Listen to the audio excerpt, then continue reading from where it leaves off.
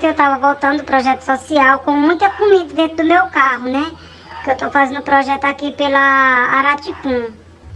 E aí, por muito cheiro forte de comida dentro do carro, eu abri 2 dedinhos assim, abri um palmo da janela do lado da minha filha, porque ela enjoa, né? Então, Vernon, o pior disso tudo é que eu vi ele puxando minha filha de dentro do carro, sabe, pelos cabelos, pelo corpo. E eu fiquei desestabilizada. Aí eu joguei o carro pra lateral da pista, que você tava na pista do meio, nem tava, o engarrafamento nem tava tão forte, tá? Eu não tava distraída, porque eu tava dirigindo, eu não tava no celular dirigindo. Hoje eu não consegui trabalhar, porque eu fiquei totalmente desestabilizada. Eu vendo o cara machucando minha filha, pra pegar o telefone dela. Foi muito ruim, foi muito ruim. O que acontece? Isso aconteceu exatamente em frente à CBF.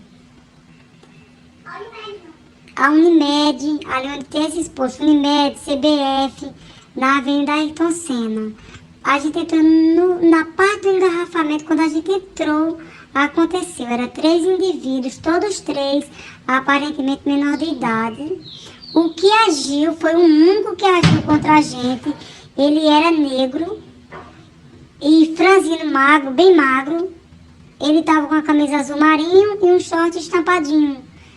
E aí esse único que agiu contra a gente, os outros 2 ficaram na retaguarda com as caixas na mão. Eu olhei pelo retrovisor, eles estavam lá, os 2, mas um só agiu. A única coisa que eles levaram foi o telefone e deixaram a gente assim, né, desestabilizada. Aí o que que eu fiz? Eu fiz o retorno, fui lá embaixo depois do Via Parque, fiz o retorno, voltei. Quando eu cheguei na passarela que dá acesso para Alvorada, eu encontrei um carro da polícia presente. E aí eu parei do lado desse carro da polícia militar, né, que são aqueles caras que vestem a farda da polícia presente. Falei com o policial, ele me mostrou a foto dos 3 indivíduos, estava no telefone dele, a foto dos 3 indivíduos, que há meia hora atrás eles tinham sido abordados. Como a polícia não achou nada com eles, soltou. Não tinha nada contra eles. Então a polícia soltou os 3.